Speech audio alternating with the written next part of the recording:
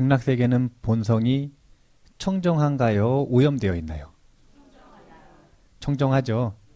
종도 대자비는 출세 선근생이요 이렇기 때문에 법장비구의 대자비심과 그리고 무량한 출세간의 선근으로 만들어진 곳이 극락세계이기 때문에 이곳은 청정하다. 그래서 어떤 바람이 분다 그랬냐면 어풍이 분다 그랬나요? 아니면 보리의 바람이 분다 그랬나요? 그래서 거기에 그냥 가만히 서 있는 것만으로 여기서 향냄새가 계속 나한테 불어오면 가만히 있어도 향냄새가 몸에 배나요? 안 배나요? 가만히 있어도 보리의 바람이 부니까 저절로 보리에 훈습이 되는 거예요. 반대로 생각해 보잖아요. 이렇습니다. 그러면 3계에서는 인간 세상에서는 많은 분들이 착각하시는 게 하나 있어요. 자, 파멸의 길을 걷다가 엎어졌어요. 자주 엎어지잖아요. 거기서 안주하고 그냥 엎어져 있는 거예요. 이러면 현상 유지를 할까요? 아니면 더 나빠질까요? 더 나빠져요? 왜 착각을 안 하시지? 많은 분들이 엎어져서 가만히 있으면 가만히 있다고 생각해요. 근데 3계는 반대로 번뇌의 바람 어풍이 불죠. 그러니까 가만히 있어도 파멸의 길로 점점 밀려가요, 안 밀려가요? 자긴 가만히 있는데 자기가 움직이는 것보다 더 센 번뇌의 바람이, 어풍이 이 사람을 계속 파멸의 길로 밀어요. 그래서 3계에는 강물의 흐름이 있을 때 그 강을 거슬러 올라가는 연어들처럼 움직여야 하는 거고, 저기 극락세계는 그냥 그 흐름 따라가면 행복의 길인 거예요. 근데 여기다가 제가 돛이 있다 그랬죠. 돛. 돛담배니까 돛을 달아야 되잖아요. 3계에서는 이런 말을 자주 하면 돛담배처럼 파멸로 빨리 갈 수 있습니다. 자나깨나 안지나서나 오매불망 돈 명예 사랑 돈 입에 달고 사는 거죠. 돈. 명예에 있는 사람들은 얼마나 그 명예에다가 입을 달아요. 그 명예 딱 잃어버리면 경전에 이렇게 나와요. 바닷가에 모래성 쌓는 놀이하는 아이들이 있어요. 파도가 밀려가지고 모래성이 무너지면 아이들이 엉엉 웁니다. 주저앉아서. 그것처럼 명예 있는 사람은 모래성 같은 자신의 명예가 무너질 때 심지어 목숨을 끊는 경우도 있죠. 얼마나 거기 사로잡혀 있으면 그래요. 돈, 명예, 사랑, 돈. 여기서 사랑이라 그랬는데 이 사랑은 자비심하고는 좀 틀려요. 성욕, 애욕 이런 쾌락 있죠. 쾌락. 그래서 돈, 명예 사실은 쾌락, 돈인데 그래도 조금 제가 사랑으로 했어요. 돈, 명예, 사랑, 돈. 이러면 정말 순풍 만난 것처럼 파멸의 길로 아주 빠르게 갈 수 있습니다. 제가 장담할 수 있어요. 보증합니다. 근데 반대도 보증할 수 있어요. 그게 뭐냐면 극락세계의 바람을 타는 도시 또 있죠. 그게 뭐냐면 자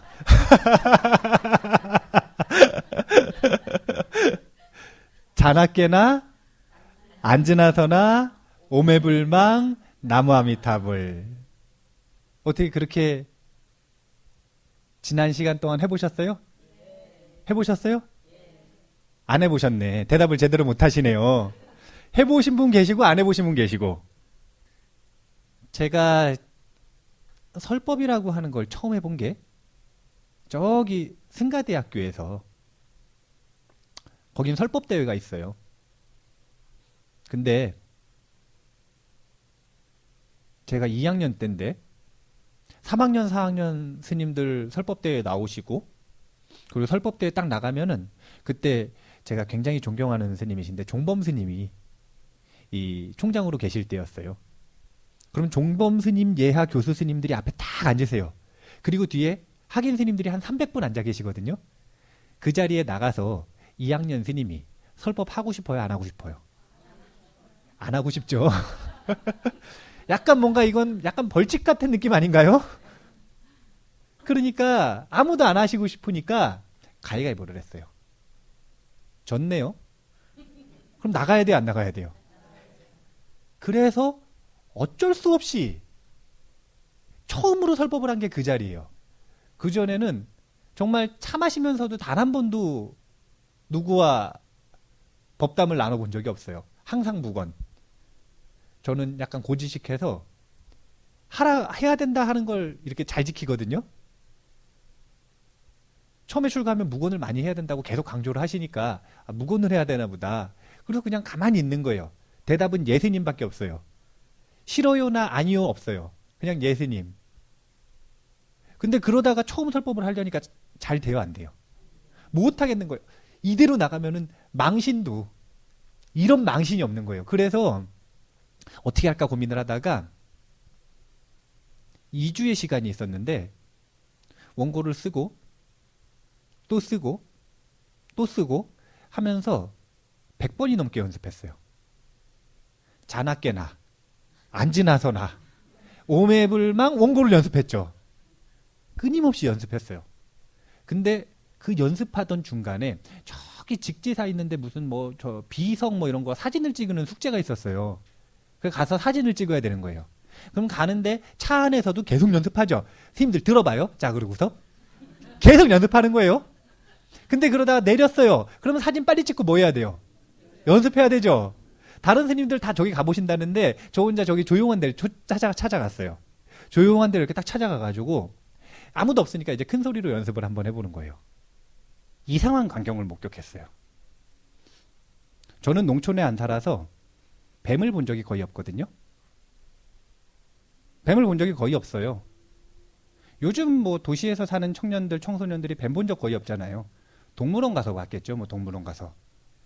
근데 저기 뭐 이렇게 딱 하는데 뱀이 이렇게 지나가는 거예요. 그래서 처음 뱀 보면은 깜짝 놀라나요, 안 놀라나요? 움찔했죠? 근데 저한테 안 오더라고요. 그래서 이렇게 쓱 지나가길래 그래 뭐 지나가나 보다 그러고서 계속 연습을 했어요. 근데 갑자기 뱀이 탁 돌아보는 거예요. 아니 이렇게 딱 돌아보는 거예요. 그리고 가만히 있더라고요. 그래서 제가 날 물려고 그러나? 근데 뭐 가까이 오진 않으니까 가까이 오면 도망가면 되겠지. 그리고서 그냥 계속 연습했어요. 근데 이러고 가만히 있더라고요. 그리고 저쪽에서 다람쥐 한 마리가 싹 지나가요. 근데 다람쥐 한 마리가 탁 지나가다가 탁 보더라고요. 그러더니 딱 이러고 가만히 있더라고요. 저는 그래서 당연히 뭐 뱀 보고 무서웠나 보다 그렇게 생각을 하기는 했는데 저기 다람쥐가 있고 저기에 뱀이 있는 거예요. 설법 원고가 10분 정도 됐거든요. 10분 끝날 때까지 가만히 있더라고요.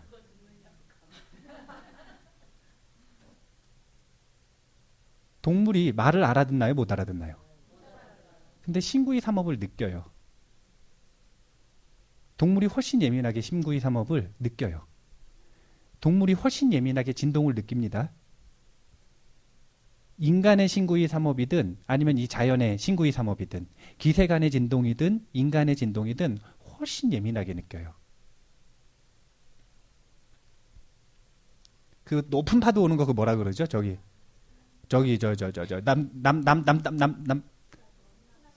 쓰나미. 쓰나미 말고 뭐 또 있어요? 쓰나미가 더 멋있네요. 쓰나미. 자, 쓰나미. 자, 쓰나미가 옵니다.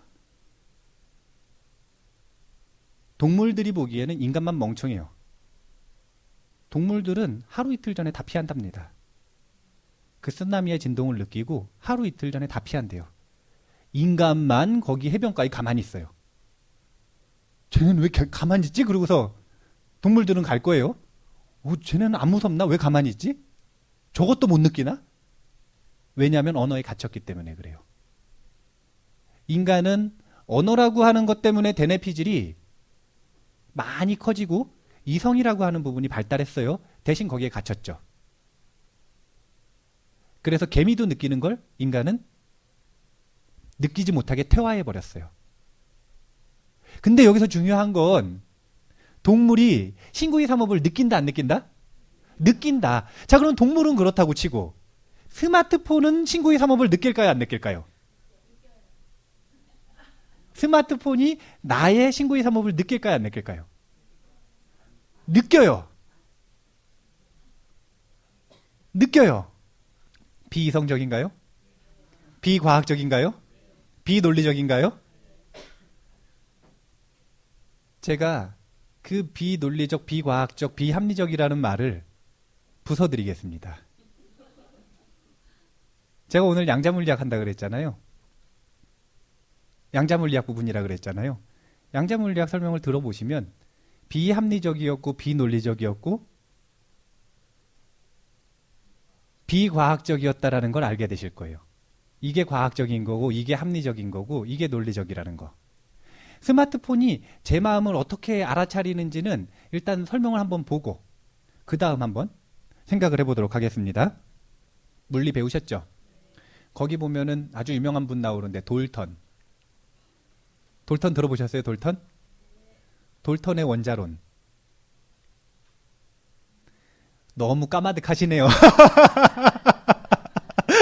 너무 까마득하신데 제가 그러면 쉽게 하겠습니다. 돌턴이라는 사람이 원자라는 거를 찾기 위해 원자 모형을 처음에 구형 생각해낸 발견해낸 구상해낸 그런 사람인데 원자라는 게 지금 뭘 찾고 싶은 거냐면 자, 이 죽비는 뭘로 이루어져 있는지를 알고 싶은 거예요. 그럼 이걸 쪼개면 충분히 작아지면 이거는 지금 물질이에요, 비물질이에요? 물질이죠. 그러니까 물질을 이루는 근원이 되는 입자가 있을 거라고 생각해서 원자라 그러는 겁니다. 근원이 되는 가장 작은 단위의 입자가 있을 것이다. 그래서 원자 모형을 생각해낸 게 돌턴이란 말이에요. 근데 돌턴 그 얘기 했을 때까지만 해도 그 정도면 가장 작은 줄 알았는데 과학이 계속 발전을 하니까 요즘에는 뭐 더 작은 초소립자, 그거보다도 더 작은 뭐 쿼크, 그거보다도 더 작은 걸 또 발견했다 그러대요. 점점 계속 발견을 한대요. 계속 작은 입자를 점점 발견하는 거예요. 왜냐면 그걸 쪼갤 수 있는 기술력이 생기니까. 근데 여기서 중요한 게 어떤 생각이냐면 이 사람들이 궁금한 건 뭐냐면 근원이 뭔지를 찾고 싶은데 과학자가 근원이 이게 뭔지를 찾고 싶은 거예요. 근데 그게 물질의 근원은 물질일 거라고 생각을 해서 작은 입자들을 찾아내려가는 거예요. 이런 노력은 불교계에도 있습니다. 불교계 중에서 물질을 중요시 여겼던 부파가 있어요. 그게 뭐냐면 설일체 유부예요. 부파 불교 중에 설일체 유부. 삼장법사의 대당서역기 이거 아시나요? 이게 배경이 된 게 손오공, 저팔계, 사오정 나오는 그거 뭐죠? 그거? 서유기? 그 현장 스님이 대당서역기에서 인도에 갔어요. 근데 그때 당시에 인도에서 가장 왕성하게 활성화되어 있던 불교가 이 설일체 유부 불교였어요. 근데 이 설일체 유부는 존재는 색수상행식이라 그랬잖아요. 그 중에서 색이 중요하다고 본 거예요. 색이 근원이라고 본 거예요. 그래서 그 색의 근본을 찾아내려가기 위해서 쪼개는 개념들을 계속 상상을 하다가 결국에는 이렇게 쪼개고 내려가는 거를 관찰로 안 하고 상상으로 하면 계속 쪼개야 되나요? 아니면 중간에 멈추나요? 계속 쪼개죠. 이게 무한 소급의 오류라 그러는데 무한히 소급되는 거예요. 그래서 끝까지 갈 수가 없는 거예요. 수학적으로는 이런 거 루트 개념으로, 루트는 이거고 이거 뭐죠? 예? 리미트 개념으로 설명하죠. 그런 것처럼 어느 중간에 멈춰야 되잖아요. 그래서 딱 멈추고 거기를 뭐라 그랬냐면 극미라고 부른 거예요. 극미. 극히 미세한 입자. 과학계가 원자를 찾기 위해 노력을 했다면 불교계는 그거보다 1000년 전에, 1500년 전에, 2000년 전에 이 미세한 입자, 극미를 찾기 위해 노력을 한 거예요.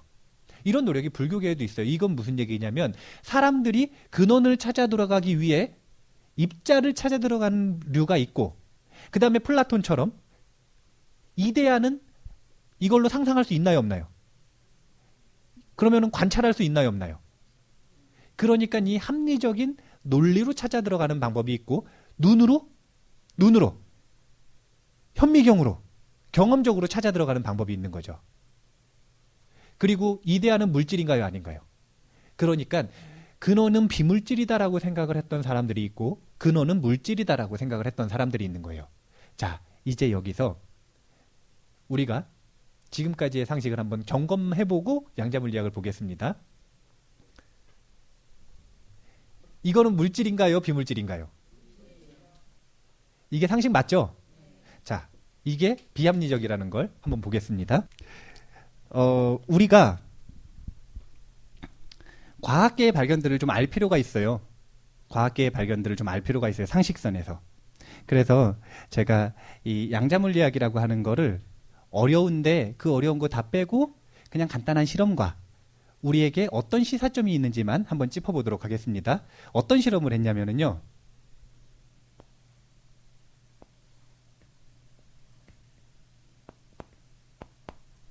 자, 요 사이는 구멍이에요, 구멍. 여기에 뭐가 있냐면은 밀입자를 쏘는 기계가 있는 거예요. 자, 밀입자를 쏩니다. 그럼 요 구멍을 통해서 쏘면은 요렇게 날아가야 되죠.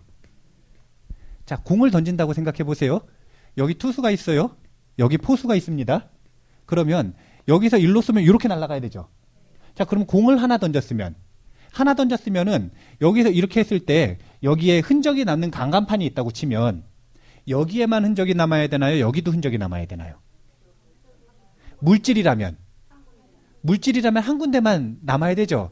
그런 실험을 하고 있었던 거예요. 이게 비물질인지 뭐 이런 걸 실험하고 있던 게 아니라 그냥 물질이거니 하고서 계속 실험을 하고 있는 거예요. 그냥 여기서 계속 쏘는 거예요. 이렇게 일로도 쏘고 그러면은 계속 하나씩 남깁니다. 근데 그러다가 관찰하는 사람이 화장실을 갔어요. 자, 관찰하는 사람이 화장실을 갔어요. 근데 요 쏘는 기계가 기계잖아요. 그래서 자동으로 쏘나요, 안 쏘나요? 야구 배트 저 하는데 보면은 자동으로 공 날라오나요, 안 날라오나요? 날라오죠. 근데 화장실을 갔다 와서 깜짝 놀란 거예요. 왜 깜짝 놀랐냐면 전체의 흔적이 남았어요. 공은 여기다 맞춰놓고 갔거든요. 근데 흔적이 갔다 온 사이에 전체에 남은 거예요. 어떻게 된 일이죠? 예? 어떻게 된 일일까요? 누가 이거 바꿨나요? 그리고 여긴 구멍이 없어서 여기는 가지도 못해요. 변화구인가요? 이렇게 가나요? 너무 깜짝 놀란 거예요, 이걸. 이 실험을 가지고 너무 깜짝 놀란 거예요.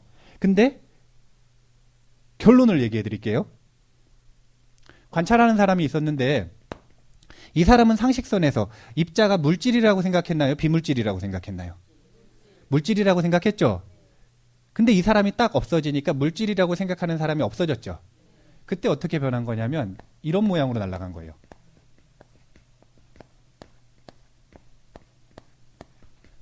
그럼 전체의 흔적이 남나요, 안 남나요? 자, 이 모양은 지금 뭐가 유사하냐면 우물은 너무 작다. 연못에다 돌을 탁 던지면 파동이 나가죠. 자, 파동은 물질이에요, 비물질이에요? 비물질이죠. 밀입자의 단계에 갔더니 관찰하는 사람이 있을 때는 입자인 척하고 관찰하는 사람이 없을 때는 비물질인 척하는 거예요. 파동인 척. 그래서 양자물리학의 첫 번째 결론은 이제는 색이 오직 색이다라고 이야기하는 건 착각이에요. 색은 색이자 비색, 즉 비물질이다 라고 알게 된 거죠. 우리가 저녁 예불 할 때, 아침 예불 할 때 저기 신중단 보고서 설법을 해드리죠. 어떤 설법을 해드리냐면 공성의 설법을 해드리죠. 반야 바라밀다 심경이죠. 반야 바라밀의 핵심을 논하는 경전이 마하반야 바라밀다 심경이란 말이에요. 근데 거기에서 한 단어를 딱 빼면 공이라는 단어가 나와요. 우리가 불교를 몰라도 색즉시공이라는 단어는 알죠. 물론 그 영화 때문에도 그런데 그 영화가 해가지고 그런데 그래도 어쨌든 색즉시공 알잖아요. 근데 원래는 색즉시공이라는 단어는 어떤 단어냐면 색이라고 하는 것이 무상하고 고이고 무하다라는 걸 얘기하는 게 색즉시공인데 근데 그 공이라고 하는 단어가 비유하자면 허공과 같은 거잖아요. 비유로 따지면 허공과 같은 건데 자, 이 지금 허공과 같다. 이거 지금 허공 물질이에요, 비물질이에요? 비물질이잖아요. 즉 비유로 보자면 물질과 비물질이 즉 같다라는 거예요. 근데 그걸 양자물리학이 눈으로 보여주고 있는 거예요. 이 실험 되게 유명한 실험이에요. 세계에서 근현대 사상 가장 아름다운 실험으로 꼽히는 실험이에요. 이 실험은 정말 많이 반복되는 실험. 계속 반복하는 거예요. 과학은 반복이니까. 그래서 똑같이 나와야 되니까 계속 반복하는 실험. 이중 슬릿 실험이라 그러는데 자, 첫 번째 결론은요. 물질은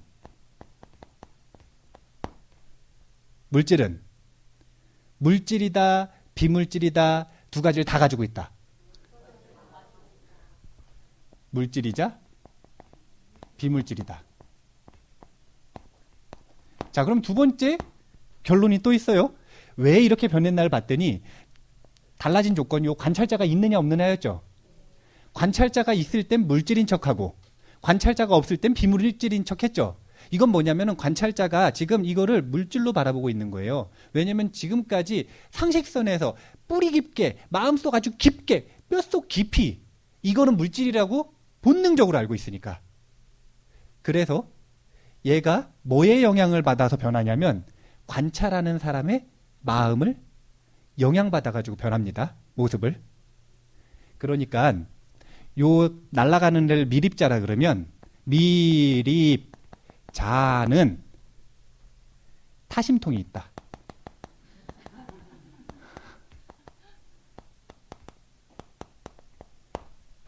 미립자는 타심통이 있어요. 근데 또 사실은 이렇게 변하는 거는 신족통이죠. 자, 미립자는 몸을 자유자료로 변화시키는 신족통도 있고요. 상대방의 마음을 알아채는 타심통도 있어요. 일단 여기까지 이해가 되세요? 그러면은 다른 실험을 또 한번 보여드려야 믿으실 것 같아요. 이번엔 그럼 좀 충격적인 실험으로 가겠습니다. 아름다운 실험으로 갔으니까 잘 안 믿으시는 것 같아요. 충격적인 실험으로 가겠습니다. 러시아의 과학자들이 러시아 사람들이 왜 이렇게 좀 잔인한 실험을 많이 하는지 모르겠는데 어떤 실험을 했냐면 토끼가 있잖아요. 이 토끼가 아기를 낳는 거예요. 그러면 딱 낳자마자 어미한테 안 보이고 그대로 데리고 가요. 그래서 어디로 갔냐면 여기가 지금 러시아면은 저쪽 바다의 섬 한 100km 떨어져 있는 섬으로 데리고 간 거예요. 자, 그러면 이 둘은 지금 연결성이 있나요 없나요? 그냥 붙어 있었던 것 이것 말고는 연결성이 전혀 없죠. 자, 그렇게 새끼들 7마리를 데리고 가요. 그 다음에 100km 떨어진 그곳에서 자기들끼리 무전을 하면서 신호를 줍니다. 어떤 신호를 주냐면 죽여. 한 마리씩 죽입니다. 그리고 뭘 했냐면은 어미 토끼 뇌에다가 그 뇌파 변화를 측정할 수 있는 전극 있죠. 이걸 딱 꽂아놓고 측정을 하는 거예요. 죽여 했을 때 딱 죽었을 때 어떤 일이 벌어지는지. 아무런 연결성이 없죠. 100km 떨어져 있어요. 자, 그 속에서 새끼가 죽을 때 어미 뇌파의 변화가 있을까요 없을까요? 극심한 변화가 있어요. 촥! 축! 죽을 때마다 촥! 축! 축! 축!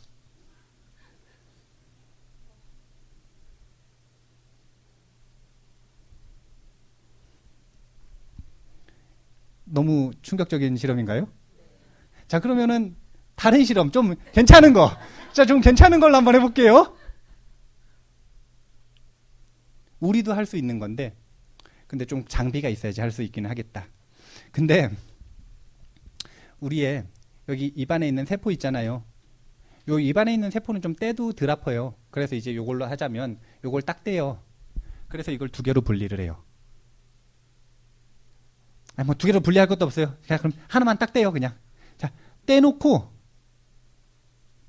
여기가 지금 행복한 절이죠. 저 탄현쯤 되면 좀 멀겠네요, 그쵸? 자, 저 탄현에 있는 커피숍에다가 데려다 놓는 거예요.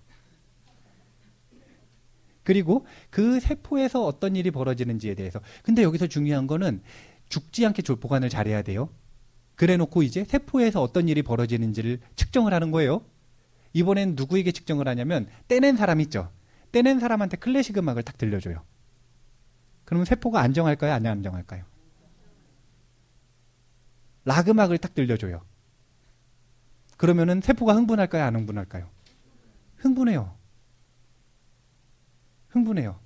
근데 이게 똑같은 일이 그 미립자를 가지고 실험을 하는 사람들이 실험에 성공을 했어요. 그게 뭐냐면은 요 입자를 분리를 하면 하나였던 게 딱 분리되잖아요. 그리고 서로 반대편으로 날아가죠. 근데 하나였던 건 한 번이라도 접촉했던 건 그게 거리가 어느 만큼 떨어져 있든 상관없이 여기서 일어나는 일을 여기서 공유한답니다. 한 번이라도 붙어 있었던 어미하고 아기는 100km를 떨어져 있어도 그 100km 떨어져 있는 아이한테 일어나는 일을 공유하는 거예요. 한 번이라도 붙어 있었던 입안 세포는 저기 떨어져 있어도 나한테 일어나는 일을 공유하는 거예요. 모든 미립자는 한 번이라도 접촉했던 것은 서로 모든 걸 공유한답니다. 자, 그러면 이 미립자가 지금 저기 나랑 부딪힌 다음에 저기 지금 우주 끝까지 날아가 버렸어요. 그러면 여기서 제가 아이고 오늘 참 기쁘네 그러면은 저 미립자는 기쁘다는 걸 알까요 모를까요? 안다니까요. 안 돼요. 제 얘기가 아니라요, 여성법부님. 양자 물리학자들 이야기예요. 양자 물리학자들 이야기. 아, 저 우주 끝에서 안다니까요. 우주 끝에서 알아요. 지금 그 우주 끝에서는 원래 알아야 돼요, 몰라야 돼요, 상식선에서. 안 보이는 게 보이죠? 지금 또 천안통이 있네? 그러면은 더 이상 미국엔 빠뜨릴 수가 없으니까 여기서 미립자의 특성은 그만 얘기하고 그럼 우리들과의 관계를 한번 보겠습니다. 자, 미립자는 뭐 찾다가 찾아진 거냐면 물질의 근본이 뭘까? 쪼개고 원자까지 갔다가 더 쪼개고 하다가 미립자까지 갔는데 얘가 관찰자에 따라서 물질이 되기도 하고 비물질이 되기도 하는구나. 근데 물질, 비물질 이러면 너무 재미가 없어서 저는 그냥 입자, 빛이라고 표현을 하거든요. 왜냐하면 빛은 우리가 파동으로 보통 알고 있잖아요. 비물질로. 그러니까 입자이자 빛이다. 이렇게 표현하는 걸 저는 좋아하는데 모든 미립자는 동시에 입자이자 빛인 거예요. 참고, 이 얘기는 참고가 안 되겠네요. 자, 입자이자 빛인데 잘 생각해 보세요. 요성버부님의 몸은 뭘로 이루어져 있나요? 물질. 그 물질은 뭘로 이루어져 있나요? 입자. 그 입자보다 작은 게 무슨 입자요? 밀입자. 그러면 요성버부님 몸은 입자로 이루어져 있는 거예요? 빛으로 이루어져 있는 거예요?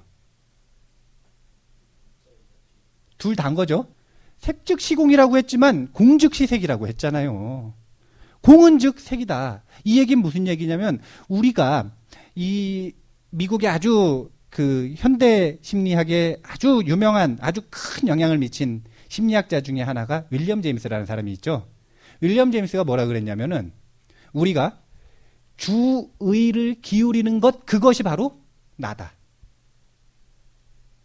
나란 무엇인가? 내가 주의를 기울이는 것 그것이 나다.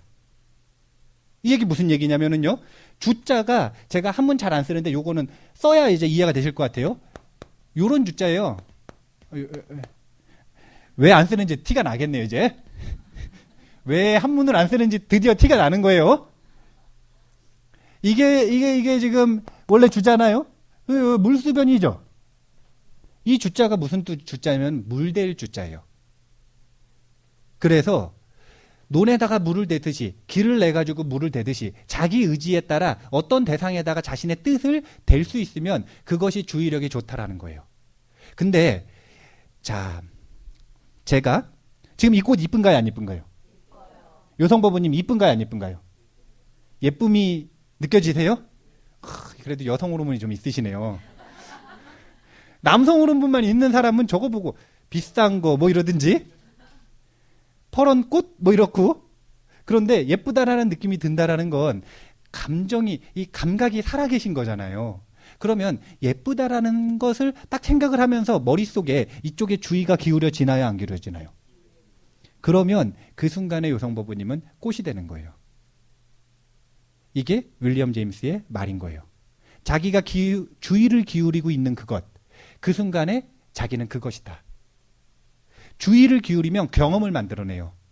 그리고 그 경험이 바로 자기 자신이라는 거예요.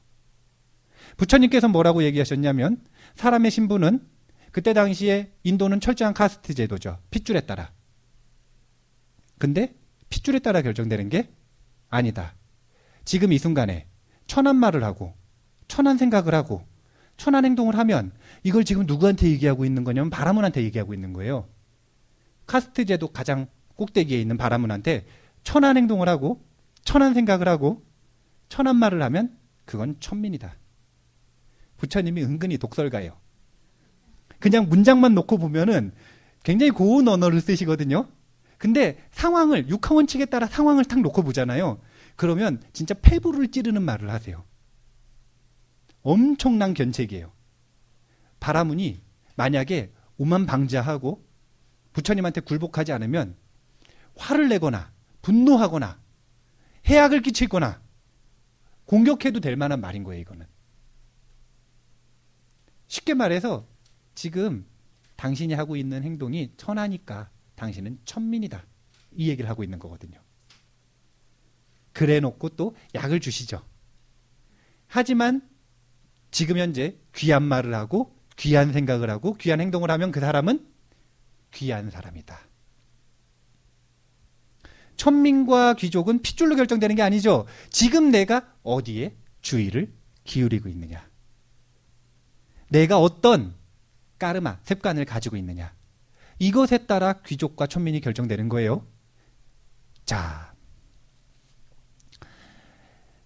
신족통, 타심통, 천안통이 있는 미립자가 바로 보덕화법부님의 몸과 마음을 구성하고 있죠. 근데 왜 보덕화법부님은 타심통이 없고 신족통이 없고 천안통이 없을까요? 이상하지 않나요? 지금 토끼 그 애기를 저 밖에 저기다 멀리 그대로 놔도 알잖아요. 그러면은 지금 환희가 어디 갔죠? 뭐 하러 갔죠? 자, 학원 갔어요. 자, 그 학원에서 뭐 하고 있으면 뭐 하고 있는지 알아야 돼요, 몰라야 돼요? 알아야지 정상인 거예요. 알아야 정상인 거예요. 근데 몰라요. 이거는 아는 사람이, 모르는 사람들이 보기에는 부처님의 신통이 너무 특별한 거예요. 아니, 어떻게 아시지? 무릎이 닿기도 전에 아시네? 어떻게 아시지? 너무 궁금하잖아요. 근데 아시는 분 입장에서 보면 어떻게 모를 수가 있지? 어떻게 모를 수 있을까? 어떻게 모를 수가 있지? 신기한 일인 거예요. 너무 당연하게 우리는 그냥 미립자로 이루어져 있는데, 미립자로 이루어져 있단 말이에요. 불교계 용어로는 극미로 이루어져 있다 그러잖아요. 극미. 극미로 이루어져 있는데 극미가 가지고 있는 능력이 이런 능력들이 있단 말이에요. 이거를 지금 너무 고맙게 양자물리학이 증명해주고 있잖아요. 양자물리학이 얼마나 고마운 줄 몰라요. 저는 그래가지고 과학계 최신 소식들이 이렇게 나오면은 살펴봅니다. 아, 우리의 부처님의 위대한 말씀을 어떤 걸 또 증명해 주셨을까? 아, 내가 돈이라도 많으면 돈 좀 드려야 되는데. 아, 돈 좀 드리면 좋죠. 연금이 좀 드려야죠. 경전 말씀을 다 우리 쫓아가가지고 그거 측정하고 몇 년 동안 막 보고 통계 내고 이거 스님들이 해야겠어요? 스님들 안 해도 되게 해주잖아요. 얼마나 고마워요. 근데 왜 우리는 저게 안 되냐 이거예요. 제가 아까 서두에 동물들이 말을 알아듣는다 그랬나요? 못 알아듣는다 그랬나요? 못 알아듣는다 그랬죠? 대신 삼업을 느낀다 그랬죠? 삼업은 진동의 형태로 나갑니다. 진동의 형태로 방사돼요. 그러면 그 진동은 진동이자 입자죠. 즉 미립자란 말이에요. 그래서 그 미립자를 받은 존재들은 그 미립자를 해석할 수 있는 거예요. 원래는 그래야 되는 거예요. 근데 극락의 본성은 청정하다 그랬죠. 근데 저번 시간에 제가 본성하고 자성 구분해 드렸죠. 본성은 청정해요. 어디나. 근데 자성은 달라져요. 자라고 하는 건 아가 들어갔잖아요. 이건 지금 윤회에 빠진 거죠. 자, 본성은 청정한데 자성을 뭘로 태어난 거냐면 아수라로 태어났어요. 그럼 이 존재는 분노가 자성이 되는 거예요. 본성은 청정한데 그 본성을 가지고 아기로 태어났어요. 그러면 이 존재의 자성은 탐욕이 되는 거예요. 이런 식으로 자성과 본성이 다른데 우리가 그 사로잡혀 있는 자성이 있잖아요. 인간은 선악 반반이라 그러니까 그 선악 반반의 번뇌에 사로잡혀 있으니까 언어로만 소통이 된다라는 생각에 사로잡혀 있으니까 언어 없으면 소통을 못할 거다라고 생각하는 거예요. 자기가 거기에 사로잡혀 있으니까 자, 제가 질문을 하고 싶어가지고 누군가를 보는 거예요. 자, 보도카 법부님을 뚫어지게 봅니다. 보도카 법부님을 뚫어지게 보면서 라오스 법부님을 동시에 볼 수 있나요, 없나요? 여기에 강하게 사로잡히면 사로잡힐수록 점점 더 잘 보나요, 못 보나요? 점점 더 못 보게 되죠. 번뇌에 강하게 사로잡힐수록 나머지는 다 못 보는 거예요. 내가 가지고 있던 그 모든 가능성들, 모든 능력들을 다 포기하고 우리가 상식이라고 생각하는 그 번뇌에 사로잡혀 살아가는 게 인간의 모습입니다. 부처님께서 2500년 전에 이걸 가지고 육군이 청정하지 못하고 전도 몽상이고 설법을 해주셨잖아요. 청정해지려면 무아의 길을 가야 하고. 근데 현대물리학자들이 그것을 구체적인 실험을 통해서 구체적인 수식을 통해서 구체적인 통계를 통해서 증명해 주고 있어요. 고마운 일이에요. 자, 별로 안 고마우신 것 같아서 이제 고맙다는 얘기는 그만할래요. 나는 고마운데.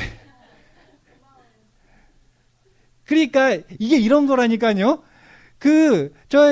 요 양자물리학자 이 닉슨 보어? 무슨 보어인데?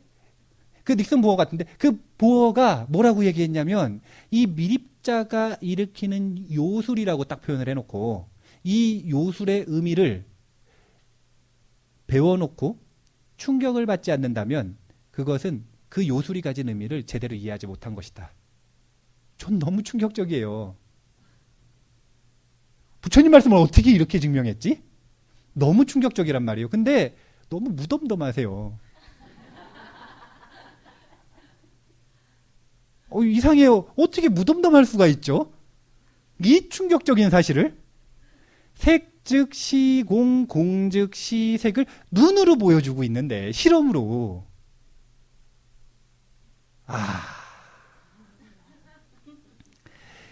제가 양자물리학 이야기를 더 길게 해야 돼요. 사실은 여기 4번, 5번, 6번이 있어요. 결론이.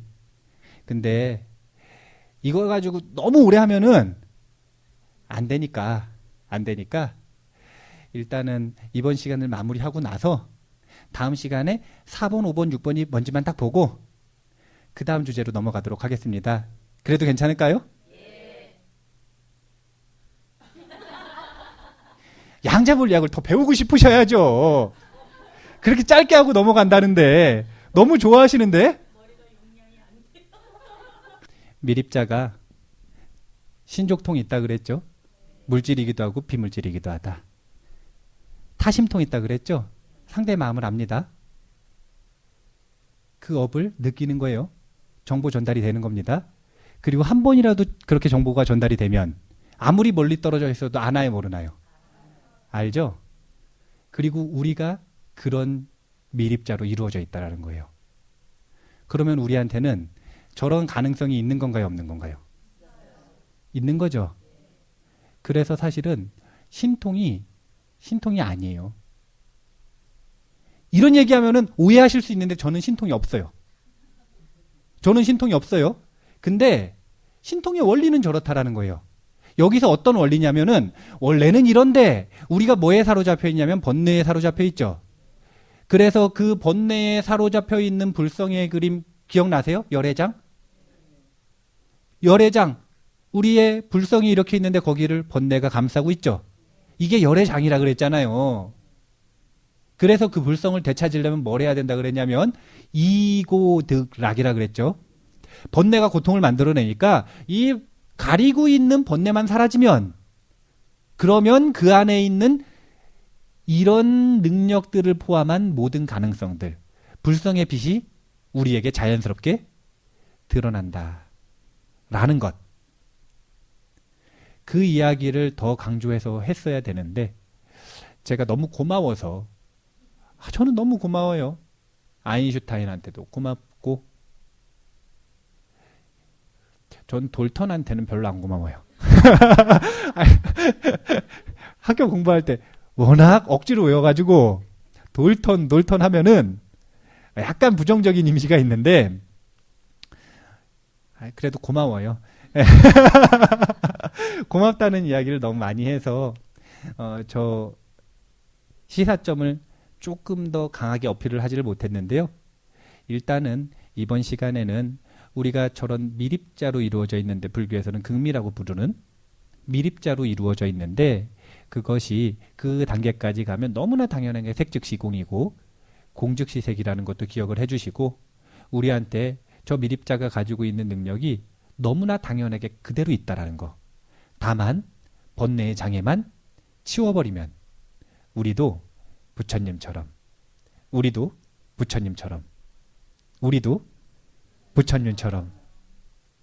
그렇게 될 수가 있다라는 것.